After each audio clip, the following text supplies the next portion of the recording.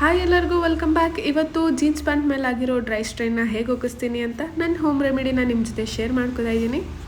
ಮೊದಲನೇದಾಗಿ dry pant ಮೇಲೆ baking ಸೋಡಾನ ಕಲೆ ಎಲ್ಲಾಗಿದೆ ಅದ್ರ ಮೇಲೆ ಹಾಕೋಬೇಕು. ಹಾಗೆ ಅದ್ರ ಮೇಲೆ ನಿಂಬೆಹಣ್ಣು ರಸ ಹಾಕಿ ಯಾವುದಾದ್ರೂ ವಾಷಿಂಗ್ ಲಿಕ್ವಿಡ್ ಇದ್ದರೆ ತೊಗೊಂಡು ಹಾಕೊಳ್ಳಿ. ಹಾಗೆ ವಿನಿಗರ್ಗೆ ಟೂತ್ ಬ್ರಷ್ ಡಿಪ್ ಮಾಡಿ ಅದರಿಂದ ನಾನಿಲ್ಲಿ ಚೆನ್ನಾಗಿ ಬ್ರಷ್ ಮಾಡ್ಕೊತಾ ಇದ್ದೀನಿ.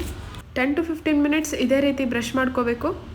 ಟ್ರಸ್ಟ್ ಮೀ, ನಿಜವಾಗ್ಲೂ ಕಲೆ ಹೋಗುತ್ತೆ. ನೀವಿಲ್ಲಿ ನೋಡ್ತಾ ಇರ್ಬೋದು, ಕಲೆ ಆಲ್ರೆಡಿ ಹೋಗಿದೆ. ಒನ್ ಟೈಮ್ ವಾಷಿಂಗ್ ಮಿಷಿನ್ಗೆ ಹಾಕಿದ್ರೆ ಕಲೆ ಫುಲ್ಲು ಹೋಗ್ಬಿಡುತ್ತೆ. ರಿಸಲ್ಟ್ನ ನಾನು ನೆಕ್ಸ್ಟ್ ವೀಡಿಯೋದಲ್ಲೇ ಅಪ್ಲೋಡ್ ಮಾಡ್ತೀನಿ.